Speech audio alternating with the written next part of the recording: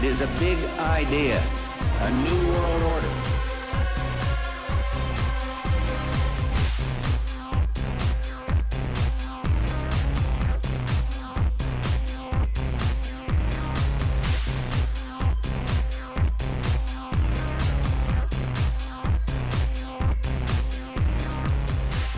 Your world is not what it seems. Alex Ansary, Outside the Box. In the dark of night, as we sleep, the agenda of the global elite continues to creep into our lives, into our neighborhoods, into our very communities as they seek to fulfill their goal of creating, through multiple crises that they are manufacturing, a world government with a world bank, a tracked and traced human population that most of the population does not even know this stuff's actually going down. And what's really going down, my friends, is this country. It is March 26th, 2009. It's spring. I hope some of you are excited about that. We here in Portland tend to not get enough vitamin D, so take advantage of the sun. Take advantage of those camping trips. Take advantage of the seasons that are here as we also get very serious and focused when it comes to cleaning up this dirty, dirty mess that we're looking at here on paper tonight, this world at large. A lot of different stuff on the table tonight.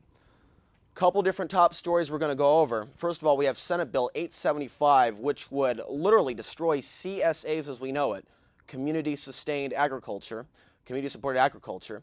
You also see about 60,000 spies being trained in the UK. We also see Obama's mandatory service bill pass the Senate without a hiccup. We're going to get into that in just a few. And we're also seeing the G20 come up in April. In the not-too-distant future, we'll hear more about the global currency being proposed by both China and Russia. We also got a video that we're going to show you. It's from yesterday. Geffner, who is the Treasury Secretary, the former head of the Federal Reserve in New York State, is discussing the possibility of working with China to create this one world order currency, noting in this particular speech the Council on Foreign Relations how he's not opposed to such an idea. Now let's begin here. Senate rubber stamps National Enslavement Bill, and that's exactly what this is. Total enslavement. The Senate on Monday night rubber-stamped a nightmare domestic draft bill that legislates mandatory national service and creates an army of at least 7 million civilian enforcers working at the behest of the government, while also containing language that threatens to ban free speech and the right to protest. Now, last week we went over the House passage of the GIVE Act, the Generations Invigorating Volunteerism and Education Act, which passed 321 to 105. That a commission will be set up to investigate whether a workable, fair, and reasonable mandatory service requirement for all able young people could be developed, end quote.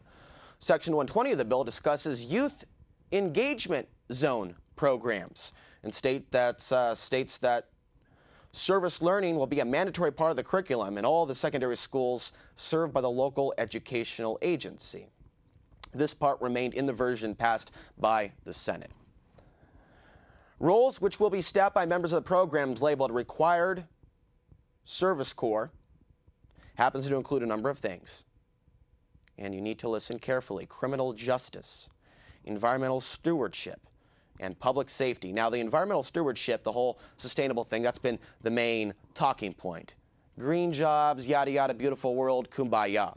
On the other end, we're seeing a reality where police departments are incrementally going to be breaking down as a result of the manufactured economic crash, which will provide and open up the door, the pretext for the military to come in and fight those gangbangers that most men aren't prepared to deal with in this modern era where we depend, and we've been trained to do this as men. As men in this society, we have been trained, we have been castrated, metaphorically speaking, to allow the police departments to do what we ourselves should be doing, and that's keep our communities safe. So that whole pretext, let the military in to deal with all these shootings, and also they're prepared for other things.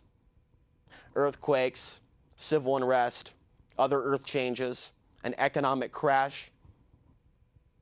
And we're looking at, in the next couple months, towards summer, this is the flashpoint where X marks the spot. This is the era of time, my folks, when we are literally dangling over the cliff. And it's not impossible to scramble back up, but the policies that are being followed in D.C. today are leading us into a cage. You might not think the cage is there. You might like the scenery. You might like the propaganda. You might like the oration skills. You might like the programming. You might like the rhetoric. But in reality, we are being serenaded in an almost romantic nature into this transparent cage. And my friends, we are entering an era where there is no going back. There is only going forward. And you've got to be brave. We can't turn around and go back, my friends. We can only go forward. What this is really about is the path that we ourselves are on in this life. As they seek to distort our consciousness, as they seek to limit our awareness, as they seek to warp our very consciousness. So you are responsible for your own growth in this process as we all walk through this together. And believe me, boys and girls, we all have front row seats to whatever is about to take place. So be aware. Be very, very aware. Have your wits about you at this time. Moving ahead and continuing this particular report that is literally history in the making. The bill was rubber stamped by the Senate last night in a 74-14 motion. 7 million members of the civilian army equates to about 1 member for every 50 Americans. Again, 1 in every 50 Americans. That's the ratio we're looking at with this army being constructed of 7 million people under the guise of sustainability, but in reality, criminal justice, public safety, things of that nature. And there's other bills as well that are separate from this that are also on their way to the House and Senate. And some smaller bills have already been passed. There's different names for these bills. They're not all labeled the same. H.R. 1388 was the name of the actual House bill before it metamorphed into the Senate bill, which recently passed. Now, this number, 1 in 50, it's a similar figure to the number of East Germans who collaborated with the Stasi and informed on their own citizens during the Cold War. The GIVE Act is just one of many pieces of legislation that vastly expands service organizations in line with Obama's agenda to create a national civilian security force. Obama's chief of staff, Rahm Emanuel, publicly stated his intention to create universal civil defense training in 2006. He was interviewed, and that video is available on YouTube from 2006, where he says, and I'm quoting him directly verbatim, word for word, and in time we'll show you more videos where these people are admitting these things in front of the American people. But it's being done in a way to where we want this. We want to volunteer. We want to be that change that we want to see in the world. We want to organize in our communities. We want to help out. We don't want to be a part of a Stasi force, but everything that's being pushed through the propaganda, it's packaged, intended to be packaged in a way to where you want this, you beg for this, you vote for this, you will lie down for this. All right, direct quote. We're going to have universal civil defense training somewhere between the ages of 18 and 25, and you will do 3 months of training. There can be nothing wrong with all Americans having a joint similar experience of what we call civil defense training or civil service in service of the country in preparation, which will give people a sense of what it means to be an American. It will be a common experience and we will be prepared. God forbid that there is a chemical hit, another terrorist attack, or natural disaster becoming more frequent. There'll be a body of citizens who are ready and capable and trained. That's all you have to think about. We're all here for you, okay? It's a circle of love. End quote. Asked if the training would be military style with people wearing uniforms, Manuel stated, well, if you're worried about are you going to have to do 15 jumping jacks, the answer is yes. Adding that the service could be done through state National Guard. Shockingly, the Give legislation also contains language that could completely demolish the First Amendment. The 12th Amendment of this particular act that just got passed in the Senate states the following, and I quote, amendment to prohibit organizations from attempting to influence legislation, organize or engage in protests, petitions, boycotts, or strikes, and assist, promote, or deter union organizing. But people are going, you know what? It's okay. It's okay because change is here. We have our first black president. But the truth of the matter, folks, is that many of us are still waiting to see our country's first black president. All they've done is put a black face on the New World Order and seen people fall in line, kind of like coming into line in a concentration camp. We are seeing now, here, before our very eyes, history repeating itself. Last week, the Fed bought $1 trillion from the Treasury. More debt for the American taxpayers. Never before in the history of the civilized world has this worked. It has never worked, and it will never work. It is an actual physical impossibility to create wealth through a printing press. But hey, in today's world, it's all digital. Just zeros and ones on a computer screen. Wow. So this is the nature of the beast, folks. The grip is tightening around our collective throats.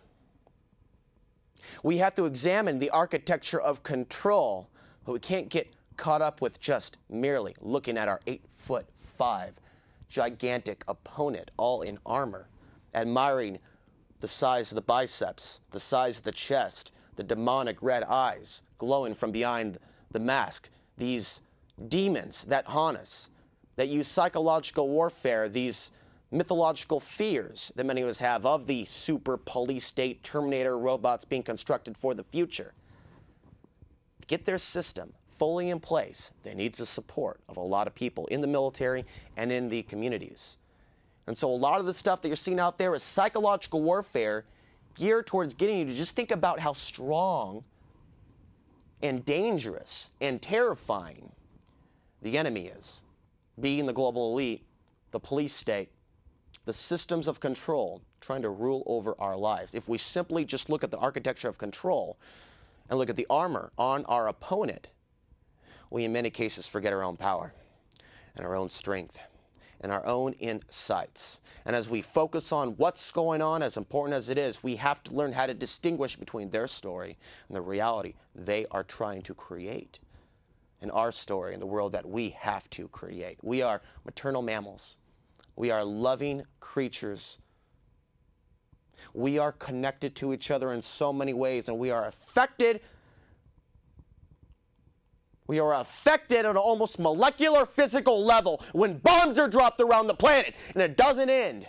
And it doesn't end, it expands, and the cameras go up, and the bombs continue to drop, and the depleted uranium continues to get spread around the planet as they test these weapons in their own backyard. We are affected, ladies and gentlemen, and you will not be able to run from this. And you can laugh, you could sneer, you can turn your nose up at the air at me as I speak to you at this moment. But you are the one that has to live with yourself. You are the one that has to look your child in the eye right now and say everything's going to be fine, right? You don't have to worry about anything. But it will also be you that's going to have that guilt in the future if you don't do what's right today. And a lot of you are more powerful than you even know. A lot of us are on a collective level. And there are more of us than there are of them. And everything changes overnight when all heads point towards Washington and we say no more. No more. No more wars. No more bombs. None of this stuff. No Senate 875 banning CSAs. We know what you're doing, and the jig is up. But this is the nature of the beast. Psychological warfare. Defeating you inside your own mind before the first shot has been fired. And that's why they admit so many of their plans, so many of their goals. Now, to continue on with this particular report, very important indeed. Despite denials that Obama plans to institute a mandatory program of national service, his original Change.gov website stated that Americans would be required to complete 50 hours of community service in middle school and high school and 100 hours of community service in college every year. They want your kids. They want your children. They want your young. They want your blood. They want your time. They want your love. They want your faith. They want your unquestioning allegiance. These people are not fit to rule. This is an organized criminal syndicate. These people are not fit to rule. These people you think are your leaders are in fact in disguise misleaders, seeking to cloak our consciousness, seeking to suppress our human imagination and that internal creative energy that exists within each and every one of us that's connected with many aspects of the cosmos and the stars. They're in a timeline, folks. And it's not by accident. Fears about Obama's plans to create involuntary servitude and domestic spy squads were first stoked in July 2008. When Obama told a rally in Colorado Springs, "We cannot continue to rely only on our military. In order to achieve the national security objectives we've set, we've got to have a civilian national security force that's just as powerful, just as strong, and just as well funded." Numerous other national service bills have been introduced, which target everyone from school children to the elderly. They include the Service for All Ages Initiative, the Summer of Service Act, the Semester of Service Act, the Encore Service Act, and the Action Act. Now, moving across the planet in this global empire, this global village that we're all living in, let's look at the UK. 60,000 civilian spies to get 3-hour lesson in how to spot terrorists. It emerged recently that staff at businesses are taking part in Project Argus. They're shown a multimedia presentation describing a simulated terror attack followed by a question and answer session and group discussion. The project website states the whole event includes a coffee break. It's going to last 3 hours. Some rancid coffee. In the latest labor anti-terror initiative, high numbers of staff on rail networks, at airports, shopping centers, public meetings, and sports venues have been picked out by MI5 and the police to be taught how to watch for suspicious behavior and respond swiftly in the event of an atrocity. Now, I talked to you before about the Missouri report that was labeling people like Ron Paul, Bob Barr, Chuck Baldwin, and their supporters as potential terrorists linked up with Al-Qaeda, or the KKK, white supremacists, demonizing the militia movement, but also linking the militia movement with Ron Paul, Baldwin, and Bob Barr supporters, which is not always true. There's a lot of people that are not associated with the militia that are supporters of these particular politicians.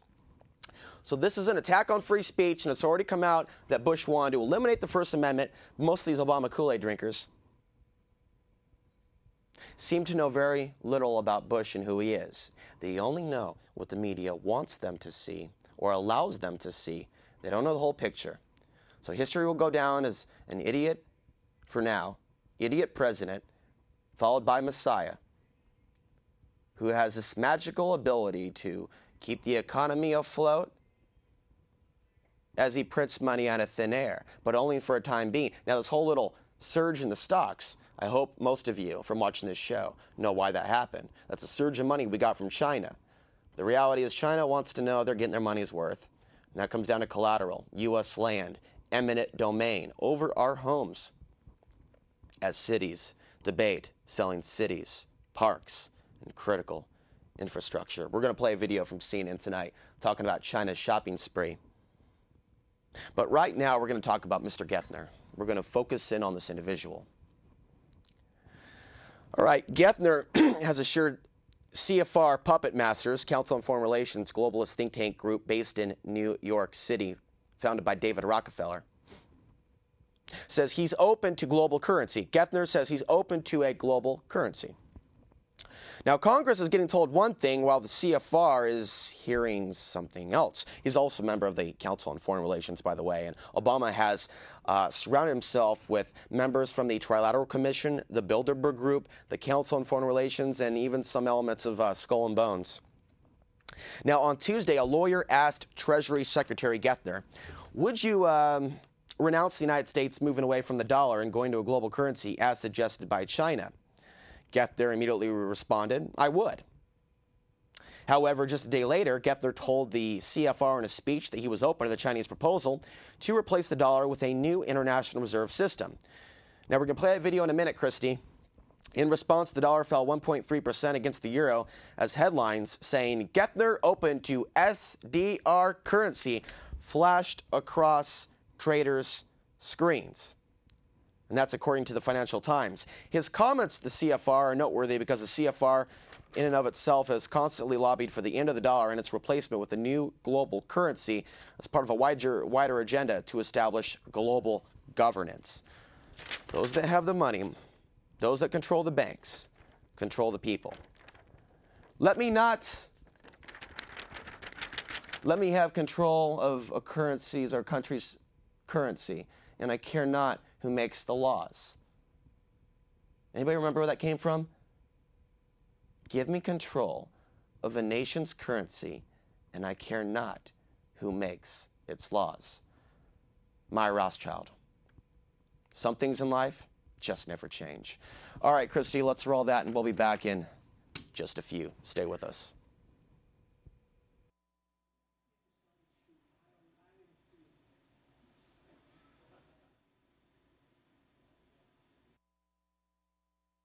Proposal designed to increase the use of the IMF's special drawing rights. We're actually quite open to that suggestion. But you should think of it as rather evolutionary, building on the current architecture rather than moving us to global monetary union. On the IMF piece, emerging markets are facing a very sharp pullback in capital flows, which, like we're seeing here in the United States, creates greater risk. You're going to have a deeper contraction in activity than would otherwise be necessary, just adjusting to the end of the boom. And the IMF and the World Bank exist to enslave, created to control, exist to their principal dominate. rationale for existence is to be good hand gesture, sir. To trying to attenuate those kind of pressures. Kind of like a claw. But to do that, they need a much more substantial. Yeah, like kind of like you're holding the world. In this country, blend with conditions targeted to where the world needs it. And what we proposed is that we put in place a very substantial $500 million facility as a crisis facility for the in their hands, they got the whole greater world resources from the in World their Bank. hands. Banks would provide a much stronger form of they got the finance, whole world to help in their hands. They got the whole world in their hands. Come on, you know the words. To be reinforced by recovery around the world, and I think there's going to be broad-based support for substantial progress in this dimension. Let me just follow that up for 1 second. I haven't read the governor's essay either, but a slew of news reports interpreted his comments to suggest that the world needs a super reserve currency, and the dollar, on some gradual basis, ought to be replaced in favor of that. And I wasn't entirely clear what your response was. Well, as I said, I haven't read his proposal, but I thought the initial reaction was sort of ahead of the details of the proposal I saw. The only thing concrete I saw was a reference to expanding the use of the SDR. But I look forward to reading his thing. As I said, I have tremendous respect for him. He's a really thoughtful, pragmatic guy, and he's a great record of credibility in China as a whole. So anything he's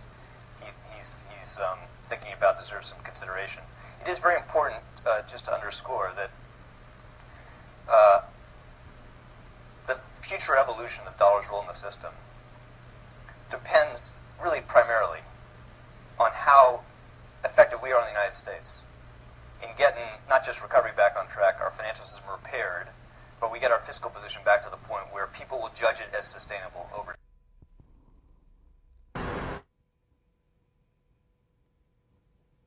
All right, we're back, and we'll play that clip from CNN in just a little bit. So that's a small taste, a small taste. The video was very long. We just want to show you a portion of it. The problem is good men and women, in many cases, do nothing. We're judging our leaders on a collective level by our own moral compass. We don't want to rule the world. We don't want, most of us at least, billions and trillions of dollars. We don't want genocide. We don't want war. We're judging them by our moral compass. You don't know them. You watch them on TV. They smile at you. They blow kisses at you. They kiss your babies. You don't know them. You don't know these people. But I know their energy, and I know the power structure that exists behind them. And when they come out and they take off the cloak and they say, this is a new world order we're creating. This is a world where 1 million Americans are on the terror watch list. This is a world where you're going to have to get used to war games. In your city, in your state, with no known end date. Hell yeah, this is intense. But I didn't start the fire. I'm just breaking it down. I'm just explaining to you the architecture of control that's existing in our lives right now and on the planet. But we've got to learn how to be free on the inside and never succumb to the psychological warfare. To always know our own power. To always know our own voice. To always know who we are. To know thyself. To know our connection to each other and the universe and all of creation. All of creation. And so, when you get into the realm of solutions, you will not be able to ignore me very much longer when I say your future, your sovereignty, your salvation lies in your ability to take care of yourself and your family. You've got to know how to grow food. You've got to seek out seeds. I mean, we've become so conditioned by this sick,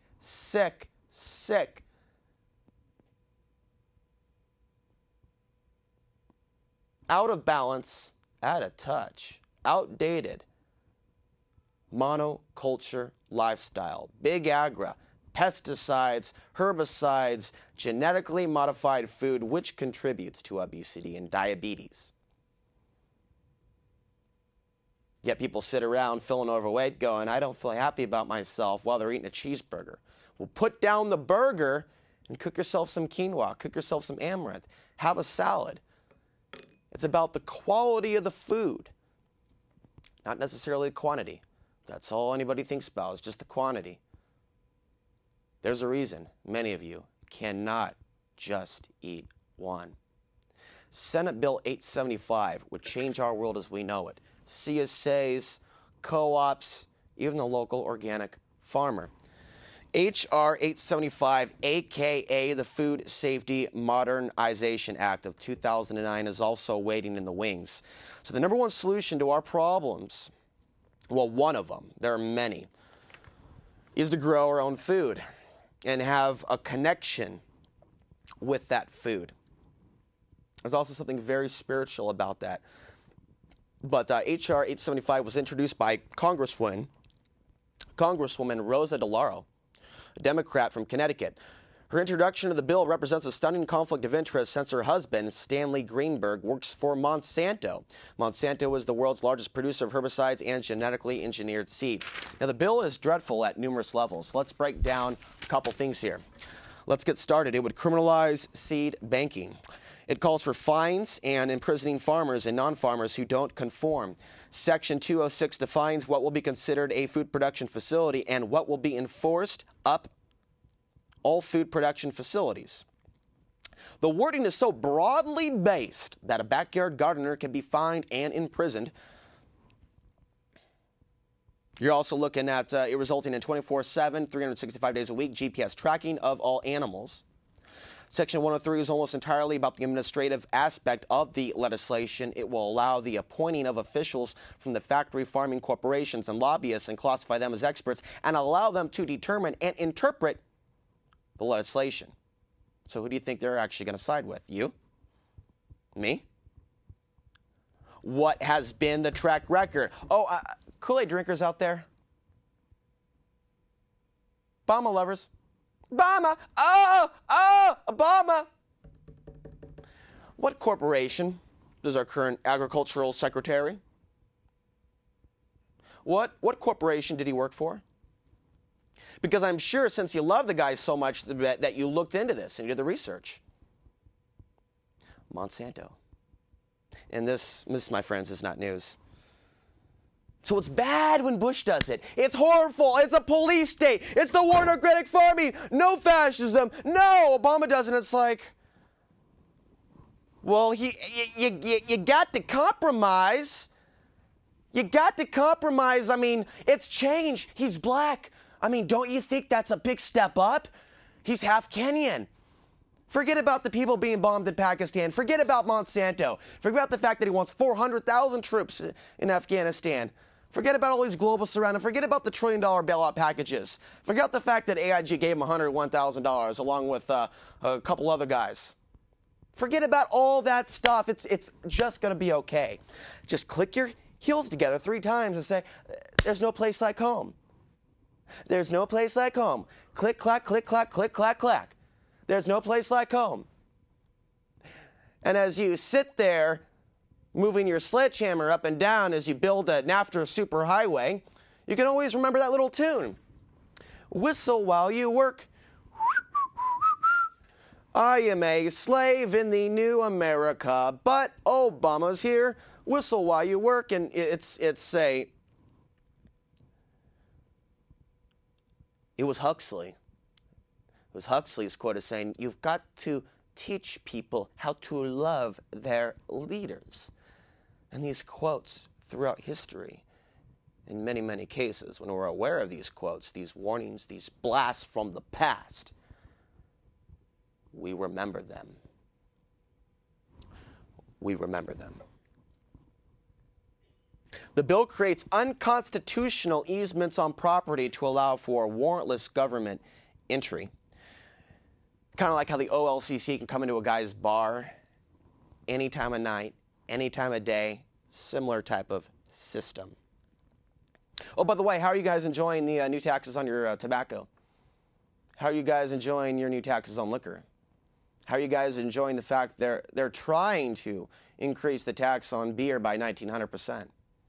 You know, it's funny, I was at a pub last night, Horse Brass on Belmont, and I walked in and I saw that flyer there, and I go,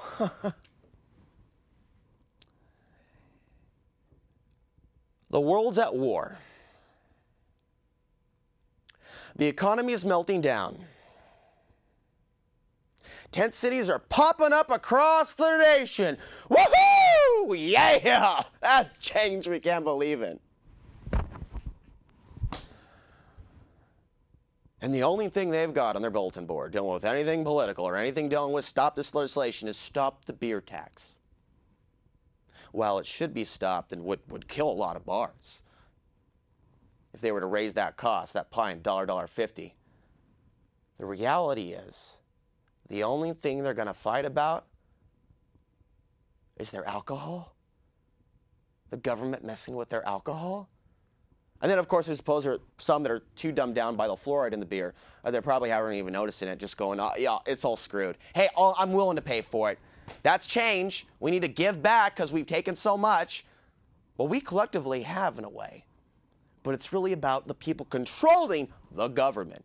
Now that whole word, the government, let's stop. Government's supposed to be us. By the people, for the people, we the people, the government. And what it's turned into is the word they use to describe the organized crime syndicate that controls government and uses individuals from our community, traitors, people engaged in treason against the American public and the U.S. Constitution, the Republic as a whole. And you see these, oh, this is interesting, with this whole Senate Bill 875, this bizarre world, friends.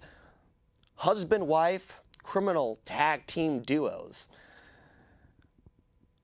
Like what we described here, the woman that presented the bill is a Democrat from Connecticut. Rosa DeLauro and her husband works for Monsanto. We've seen so many cases of this where one will work for the telco company spying the American people and the other one's pushing forth the legislation in Congress. I mean, isn't that romantic? Wow. I mean, I bet those anniversaries have just got to be hot. You know, eating a nice, steak, just tasting that blood, drinking that expensive bottle of wine. That romance in the air, the lust in the air. Two criminals coming together. Oh, they're so connected at the hip. And so focused to bring down this country and enslave the American people. It's just, wow. And nothing says love like a nasty stench of corruption. Moving on, though. There are many other aspects of this dealing with the food police. You want to check it out, Senate Bill 875. So all this stuff's happening very quickly. Now, at this point, we are going to go back into our discussion about the economy by playing this video from CNN documenting China's spending spree. And later on in the show, we'll talk about how the U.S. is now deploying warships as North Korea prepares to launch a missile. And, of course, the Pentagon is continuing to criticize China on military transparency. China responded back, blasted back by reacting with fury to the U.S. military reports. So things are certainly heating up. Folks, we'll be back in a few. Stay there.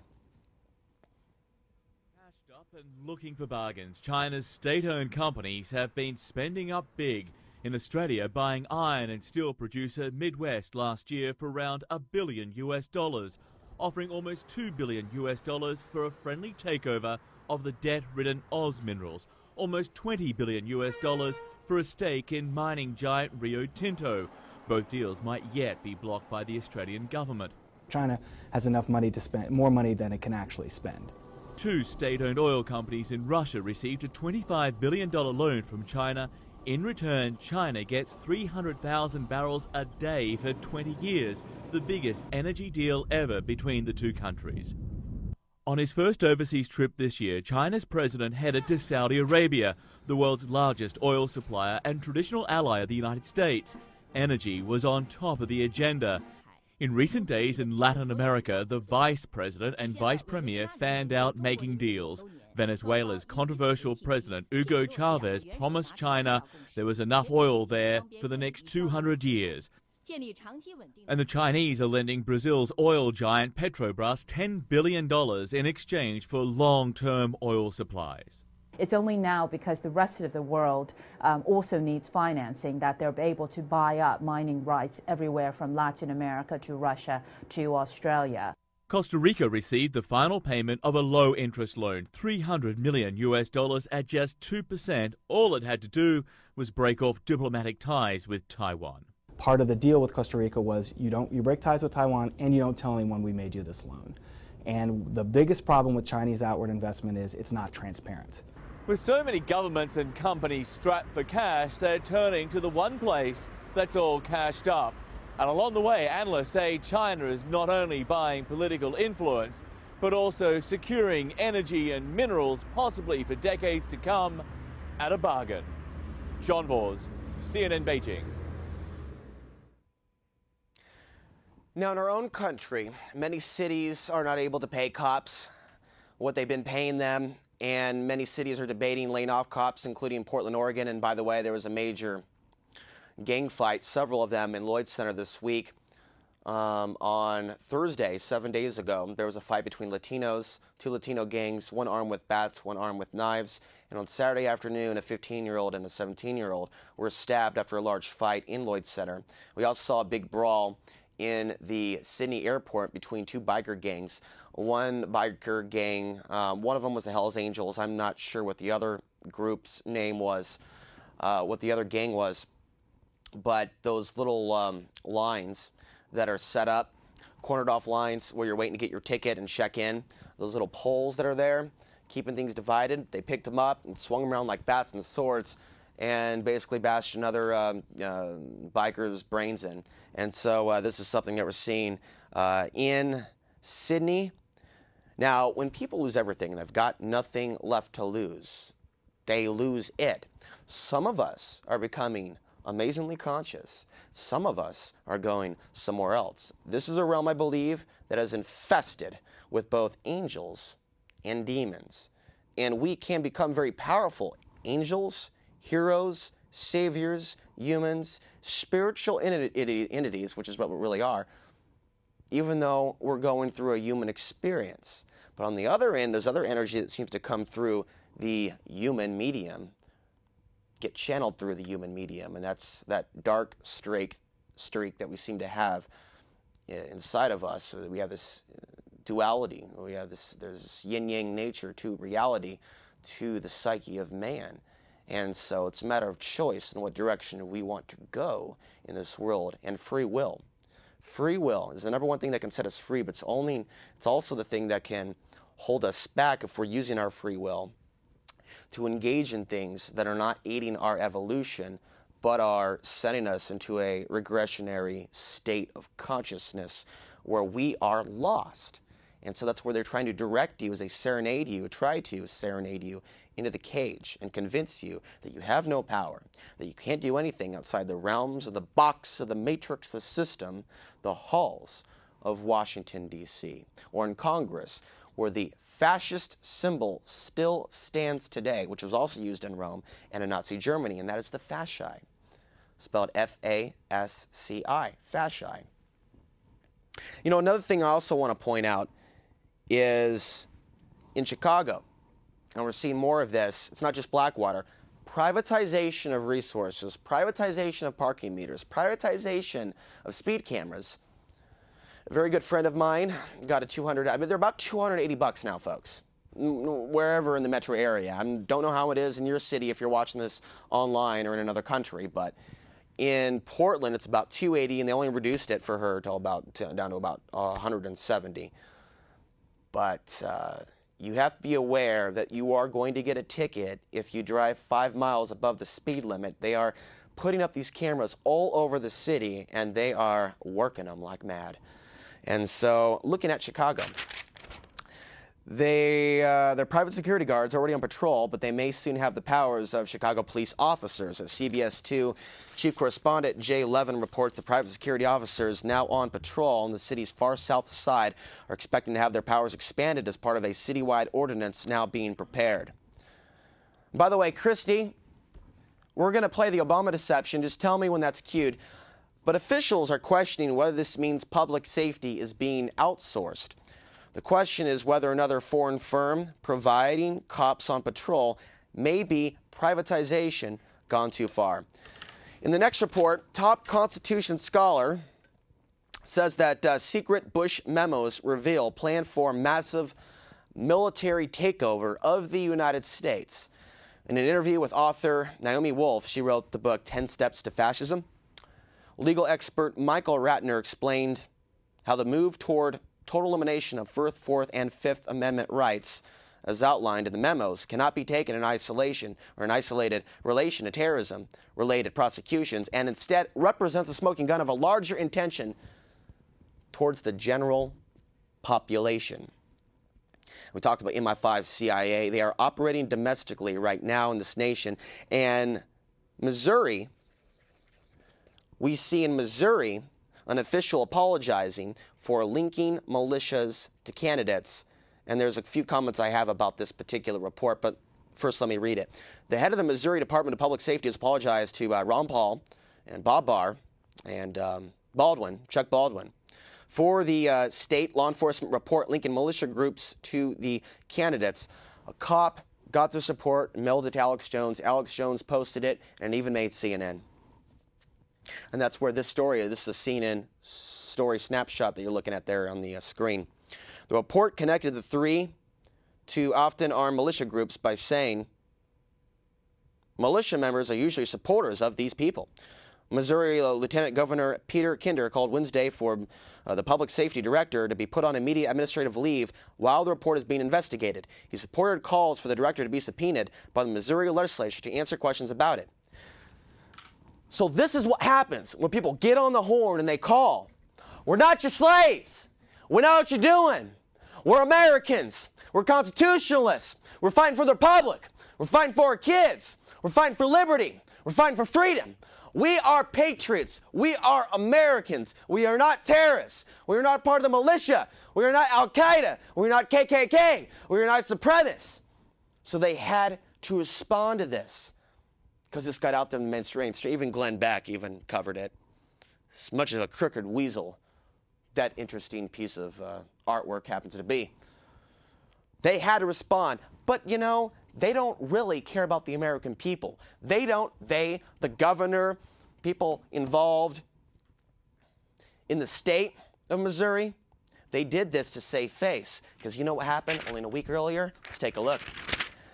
Missouri governor stands behind MIAC report. This came out a couple days before they retracted it. All they're doing is saving face. Missouri Governor Gov Nixon has defended a report. Again, this came out a week ago, last Thursday to be exact, 7 days ago. He defended a report issued by the Missouri Information Analysis Center that smears Ron Paul supporters, people who have knowledge of the U.S. Constitution, and people who display political bumper stickers as potential domestic terrorists. And you sitting there at home thinking me shouting about freedom and liberty is extreme and intense and a little bit out there. Go figure. Last Thursday, Governor Nixon stated, getting information, especially public information, out of our fusion centers to local law enforcement agencies is what we do every day, and we're going to continue to do that. Anyway, they take that information and can analyze what the threat levels are. It was important to make sure that the public stays safe. All right, we got the video ready? We're good? All right, let's roll that. This is the Obama deception, folks. It's the trailer to the new AJ movie, Infowars.com.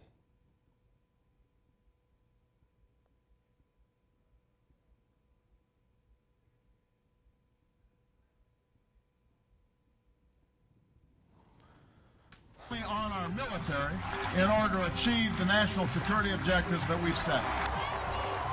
Everybody somewhere between the ages of 18 and 25 will serve 3 months of basic training. We've got to have a civilian national security force that's just as powerful, just as strong. Yes, we can. Obama's South Carolina plan will include coverage of all essential medical services. Yes, we can. Obama is a cruel hoax. He works for Wall Street. He's an agent of finance capital. Where did you come up with the number $700 billion? Here's the Treasury spokeswoman's quote. It's not based on any particular data point. We just really wanted to come up with a really big number. To Democrats and Republicans who've opposed this plan, I say, step up to the plate. A few members were even told that there would be martial law in America if we voted no. Secretary Henry Paulson is no George Washington. I don't think anyone questions, Mr. Kashkari, that you're working hard. Our question is who you're working for. Obama pledged that he would resume the Security and Prosperity Partnership talks between Mexico and Canada that President Bush initiated. The old boss is starting to look a lot like the new boss. Robert Gates is going to remain on the job as Defense Secretary for at least a year. Plenty of sources knew about this meeting, told us and others that it was at Hillary Clinton's house, but clearly it wasn't. We've got to give them a stake in creating the kind of world order that I think all of us would like to see. We see you causing a depression so you can blow out the economy and consolidate it and bankrupt it. We know that you are enemies of free humanity, and we are here standing against your tyranny.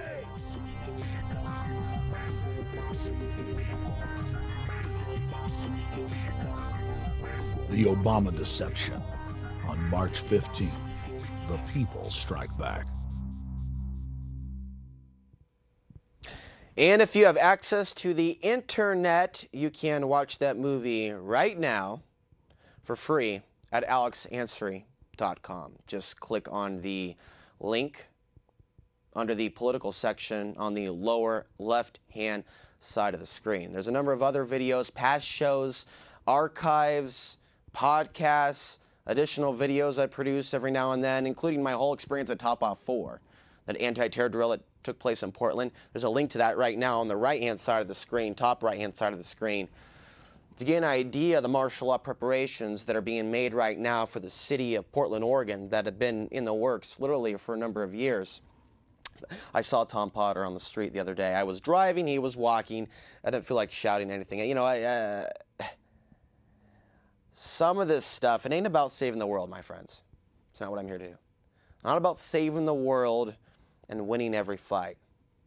But it's about the greater, larger battle for freedom, which is also a spiritual quest, and being maternal, loving, nurturing humans that we are. We have to be conditioned and taught how to kill and have no remorse. We have to be conditioned and taught in this culture that when we're walking down the street or driving down the road or walking through a mall, if we see someone bleeding, hurting, we keep walking because we're afraid of getting involved with law enforcement, things of that nature. It crosses many people's minds when they see an attack. Well, I don't want to get involved with the police. And this is how societies fall. This is how civilizations collapse. This is what's taking place in society when an empire is crumbling. A decadent, selfish, self-centered society to our own little goals, our own little feelings, our own little world, our own little illusions, our king, are dominant over our lives. And many of us in this world don't know who we are and don't know who others are. We know what we've been told. We know what we've read. We know what we are willing to know. And I think on a deep, profound, subconscious level, more people are aware of exactly what's taking place right now than they're willing to admit. So when those first shots are fired and the lights really go out, you're going to be in a position with this information that I have provided to you, or the information that you may already be aware of, to be in a position to do for others, to help others. And by helping others, you help yourself.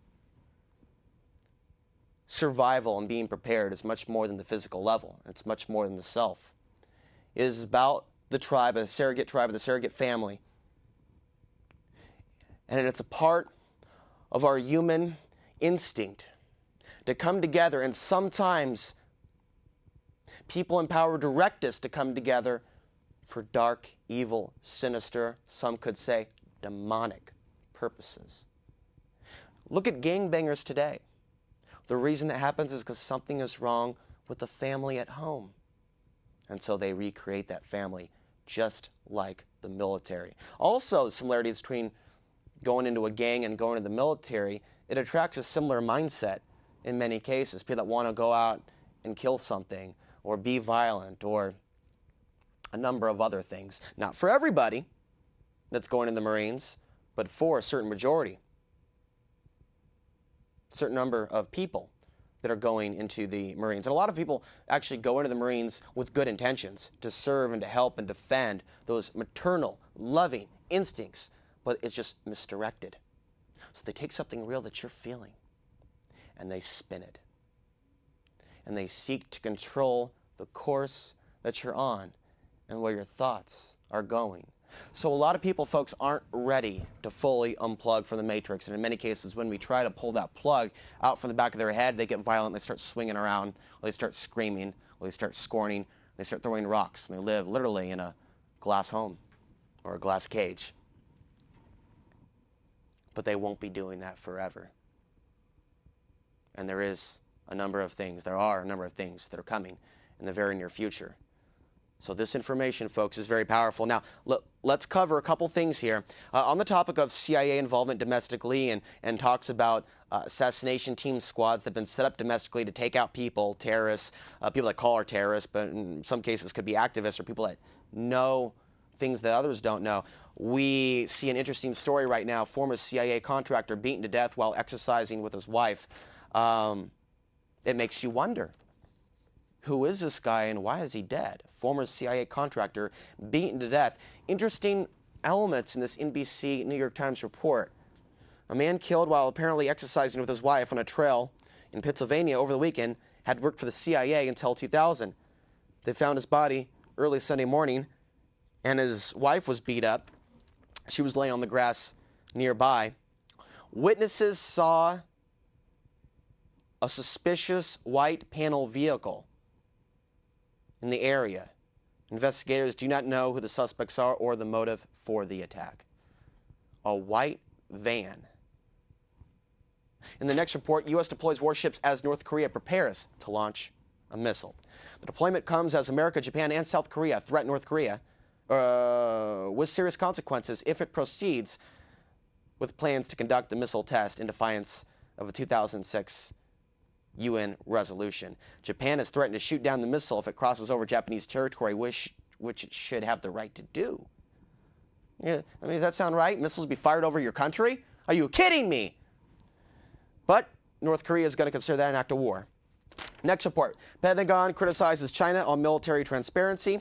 China's failure to be transparent about its rapidly growing military capabilities has created uncertainty and risks of miscalculation, the Pentagon said in an annual report released on Wednesday. Much uncertainty surrounds China's future course, particularly regarding how its expanding military power might be used. The Pentagon analysis said China is developing weapons that would disable its enemies' space technology, such as satellites, and boosting its electromagnetic warfare capabilities and cyber warfare capabilities. China has continued to modernize its nuclear arsenal, improving its fleet of ballistic missile submarines to give itself greater strategic strike capability. In conclusion, folks, I've given you a number of websites to check out. I've given you some information. The midnight hour is very close at hand. You now, as well as myself, have to march bravely into the future and stand defiantly against the system of control. All the systems of control that were involved in our government today, working to control our lives and build their world government. We'll continue on this issue and this topic, many others, next week. I hope to see you then. Till that time, I'm Alex Ansary, reminding you that the path to the ultimate truth lies in one place and one place only, within. Sleep tight.